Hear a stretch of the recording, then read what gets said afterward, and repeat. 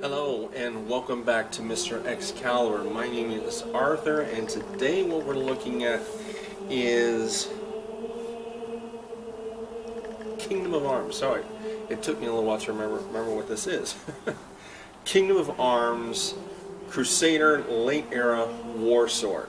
That's what they call this one. And this is a very interesting piece, I have to say. One of the things that I want to show right off that unfortunately was a little bit of a downside, in fact it was a bit of a big downside, is this. You ready for it?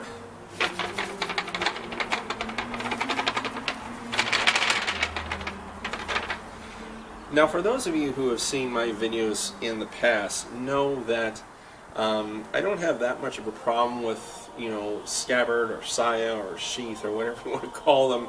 Whatever holds the sword. I don't have much of a problem with them rattling, but that's ridiculous. You've heard me see on some DSA swords, some of the earlier versions, where there was a little bit of a rattle in it. That's kind of, that's not that big of a deal with me. This, on the other hand, was quite prohibitive. There's some interesting information, though, about this sword. This sword is made by a company, like I said, called Kingdom of Arms. Ironically, KOA, kind of like Cult of Athena. This is actually that same website's home brand. It's their name brand swords. The website actually does sell a number of other people's products, but they also have a Kingdom of Arms brand of their own. Now, a little interesting story about this brand, and that is, I'm sorry the name kind of escapes him right now. I'll probably put it in the notes down below. But the guy who started this company is the same guy who was behind Generation 2, although now it's called Legacy Arms. And in fact, Bruce Bookhart has a little bit of footage, as you guys will see here in a little bit, of him actually taking this thing out, and he's just, hacking away at a tree. I think it's like a dead sapling or something, and it's just, he basically just chops through it and away it goes. The company, like I said, was started by the same people who were behind Legacy Arms, which is of course now owned by Iberia. And but just this last year in 2020, they came out with this new brand of sword, and they've got some refinements to them. And the one thing though with this particular sword, by the way, there are two others that Kingdom of Arms makes that look virtually identical to this, and really it's just colorations on the scabbard and on the sword here itself that are different. Structurally, they look exactly like the same sword. They have a Teutonic model, and they also have a Templar model. This was just their generic Crusader model that I got, and I gotta say, it's actually a very nice sword. I can't say a lot about the scabbard. The scabbard is solid wood. I mean, this is not plywood or anything that's been, put over or anything. It's solid wood with this leathery stuff that they've put over the top and the bottom, and it almost looked like an afterthought. My wife actually called this the pencil scabbard because of this motif here, where they've got these pieces of leather that have been nailed on to the end of the scabbard, and then you've got this wood tip thing on the bottom there, and sorry, I just don't get it. These rings here, this is not how you would carry a medieval sword. This would actually go into some kind of frog or belt system that wrapped itself around this. Personally, my opinion is the scabbard is actually very nicely done. It rattles way too much, but it's actually nicely done. This kind of affects the appearance of a nice rain guard, but doesn't come up nearly enough for it to actually work like that. If you want to see a good rain guard and about same price sword, look at DSA swords. They do this nice, flap that comes clear up here and it will actually work as a rain guard. That does not. So I think the scabbard could actually be refined and have a lot of the stuff stripped down and probably serve the same purpose. It kind of makes me wonder as far as the price is concerned. This sword goes for about $600. Now some of you are thinking, whoa, that's a lot. When you look at some of the Legacy Arms stuff, it's about half that much. Now Legacy Arms has a history of being very big, very bulky, kind of the definition of being overbuilt. This is definitely not overbuilt, so I will give them that. So this is almost like a Legacy Arms upgrade. And I have to say, minus the scabbard. So if we take away the scabbard, even though you get one, the sword itself is actually very nice. They've kind of overdone the cross here on the pommel. It's actually a very nice looking sword. Now my one big issue with it actually is this is not a Crusader sword. And normally I wouldn't have a problem with that. If you guys have seen my videos on Sabersmith, I have no issues with those weapons at all. They make no compunction at all about them not being historical built swords. They're inspired by historical models, but they're not trying to recreate any one particular example from history. Unfortunately, a lot of the promotional material that Kingdom of Arms put out claims that this design was inspired in some way by a historical example. You guys will see that later on in some of the other stuff that I've put out, some of the later parts of today's video. And there's no way that this really is in any way even close to the sword that on every website that sells these things looks like that. It doesn't look like that at all. So I'm not really sure why they do that. Crusader swords typically had much longer blades. They were hand-and-a-half swords, so you could easily have a hand here. This sword is actually rather short. It's almost the size of an arming sword. This motif here, while it's neat to look at, doesn't really serve any purpose, and really it's just kind of a thing that's there. They've blued the hilt and pommel, which looks very nice. It's not at all very period, but they've done that, and how they've sharpened the sword is also very interesting. It's hollow ground, which is typical for Legacy Arms, so I would think that Kingdom of Arms would do it too. But then what they've done is they've put on quite a significant secondary bevel here on the edge. I mean, this isn't just kind of a last minute, okay, let's just give it enough edge so it can cut something. No, no, no, no, no. They've actually given this quite a significant secondary bevel. And the cutting footage shows that this thing will cut. It's made of 5160 steel, and so that's something that hasn't changed, but it's a lot lighter than the other Legacy Arms stuff that they used to make. But now these Kingdom of Arms swords, this is quite a nimble blade for a one-handed weapon. I mean, this thing it's very comfortable. The leather on the handle is very comfortable.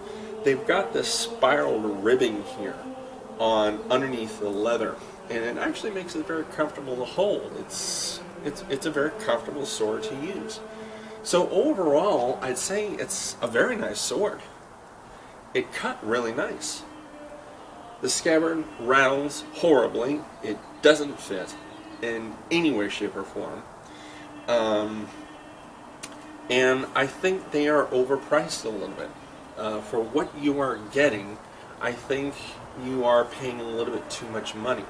And I haven't seen too many other websites out there that are charging too much less than what you can get it for directly from Kingdom of Arms. I actually got this one through a website that I've been doing business with for a long time called Buy the Sword. And they had a pretty good deal on this. It was a little less than where I've seen in other places. So that's where I got this one. But yeah, I would say that for what you're getting, it's a little bit overpriced. And to boot, it's not a very historical piece. And I wouldn't have any problem with that whatsoever if they hadn't in their promotional material and all their information that they slap on to any website that sells these, the fact that this is somehow inspired by a historical piece. So that's where my reservations come in. Is it worth your money? That's a tough question, and I would say it's all in what you want. If you're not too concerned about this being a historical piece, maybe not. The scabbard is problematic for me. I think that's a bit of an issue with me. The sword itself, out of the scabbard, however, is very nice. It is a nice sword. It's got a nice blade, and you know, I wish some of the old Legacy Arm stuff felt like this. They've thinned it out, but it's got a really nice feel to it. It's got a bit of a, it's actually got a very nice distal taper. It's very thick right here at the base and thins out right here at the point. And I haven't taken calipers or anything, but I mean, you can look at it pretty easily. You can see how thick it is right here at the base and how it thins out right at the tip. So that's a nice feature too. So it's a well-constructed sword, and it's a nicely designed sword. I just don't think it's a very nicely designed sword if you're going to claim that it's designed after a historical piece. So that's my take on it. Enjoying the next bit of footage. The cutting footage was a lot of fun on this, some stats, and of course how it got to me, how they sent it to me. So enjoy the rest of the video. I hope this was informative for you. Everything is timestamped so you guys can, you know, jump around to whatever part of the video you would like to see more. And we'll see you guys next time. Bye for now. So we're looking at the unboxing of Kingdom of Arms, their Crusader War Sword. Actually has a slightly longer title to it. Now, out of the box, this thing basically came encased in various levels of newspaper and cardboard. It's actually typical for when I have bought swords before from the Philippines. It's kind of an ad hoc way of packing these things, and then it's, you know, encased in bubble wrap, and it's got it's wrapped in cellophane as well, or actually it's a lot heavier than cellophane. It's this really kind of heavy clear plastic that you guys see there that they've encased it with. These things, of course, are coming clear from the Philippines. That's where these are made. Same as, for those of you that are familiar with companies like Generation 2 or Gen 2 and Legacy Arms, which actually, as I mentioned before in the intro here, was founded by the same people who founded Kingdom of Arms. So they're the same people, but I guess recently they started up a new company, and this new company, amongst other products that they do sell, also have this house brand called the Kingdom of Arms line, and they have several swords. This is one of them. They have several others. They have Roman swords. They have a couple other different models, and but this one, when I got it out, I was really surprised at how light it was. It did come oiled, not like I remember getting stuff from Legacy Arms. Legacy Arms, I always remember getting stuff and it's like smothered in this material called cosmoline, which is kind of a cross between Vaseline, jelly, and oil. This stuff was a lot lesser viscosity material that they had in it. And as I mentioned in the intro, one of the first things I noticed was how rattly the scabbard was. It really was actually quite bad. Even though the scabbard was very well made, it wasn't at all made for this particular sword. Here's some up-close looks at the sword and the scabbard. This is kind of a very, very, you know, as I mentioned in the opening, it was kind of perplexing because the sword itself looked very well done. The sword had some interesting features to it. Um, it was not necessarily a historical build. One of the glaring differences, of course, is that center ridge. Crusader swords typically had a fuller blade, and this did not. And then there was that.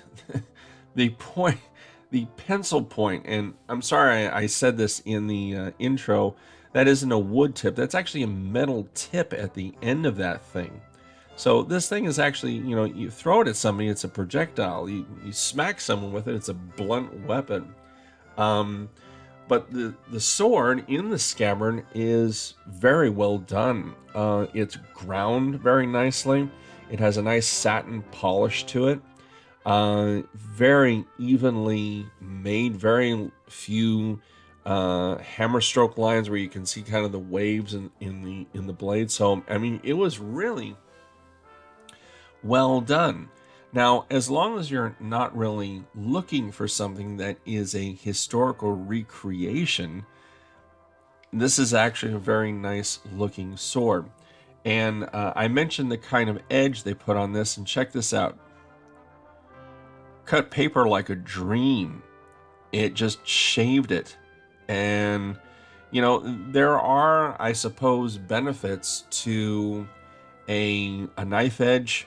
It's kind of my own nickname of what most people would call a secondary bevel. I mean, this thing just shaved it.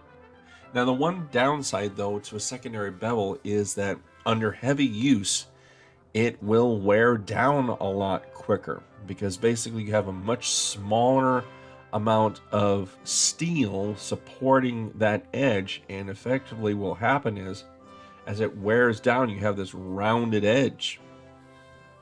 And this is a little harder to sharpen. So out of the box, this thing was very interesting.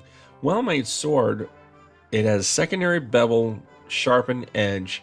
The scabbard had some really odd looks to it, and kind of extraneous little additions that they made there at the tip, and some of the leather work at the top. So I really had mixed feelings of this coming right out of the box. This is the footage that it's actually a little challenging to find, of Bruce Brookhart, who, although it doesn't say that he helped design this sword, it would seem to add up that he had some input. And he's just hauling away at this dead sapling that he's cutting, and so just kind of showing the strength of that 5160 steel.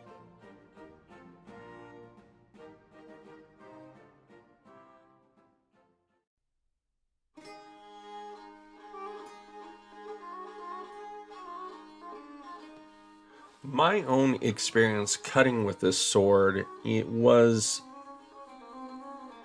hard to kind of summarize. I used a couple different targets here. I used the milk bottles, which tend to be rather easy to cut through.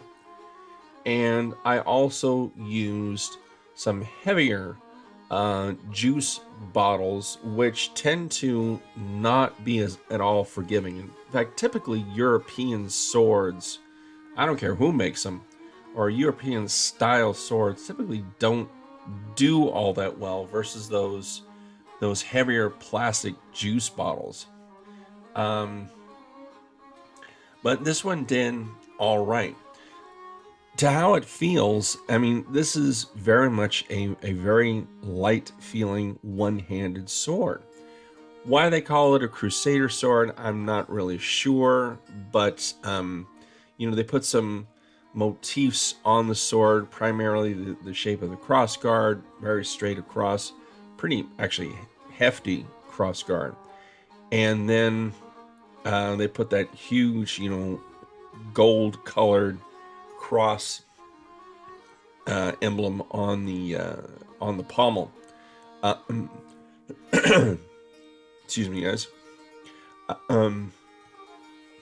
Cutting with this thing, as far as the milk bottles was concerned, was okay. It's a very light blade, so it didn't actually cleanly go through them that well, although that one did all right. Got a nice static cut off that one. That was nice. Cleave that one. Not bad. Milk bottles are just kind of a very cheap and easy way of testing these things out. I guarantee you that that milk bottle is tougher than a person's skin. And, but, you know, you get an idea of how well they did. And they got a few nice cuts out of each one with the sword, which was nice. Now, here was one. This was a little heavier bottle, and there you go. Got a nice static cut off that one. This one, on the other hand, not so much. It bashed it more than anything else. And these, I typically, unless I get a really, really, really good clean edge on, because of how oddly shaped they are, generally speaking, they just kind of get knocked over.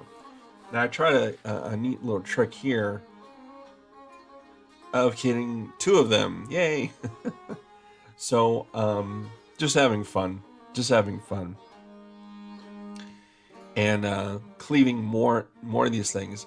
It did cut. I mean, it did, you know, pare these things down, which was kind of nice. Now, this is a big, heavy box I got for a piece of furniture I recently put in my office, and it's filled with a bunch of other things. And this thing sunk down into it pretty good. You can see the cut on the bottom there. That was from another European sword. And here you get a clearer picture. Now, here's an interesting thing about this. Normally, cardboard leaves a bunch of scratches on the blade and all that kind of stuff. This thing didn't scratch the blade hardly at all. And yet you can see how far down into it went, along with all the stuff that's inside. As usual, whenever it comes to any of these high carbon steel blades, this is 5160, but it's still a high carbon steel blade. Make sure you clean it off with something after playing with it. If it's oil, great. If it's some kind of cleaner, great. But just make sure you do, so it's there to play with the next time.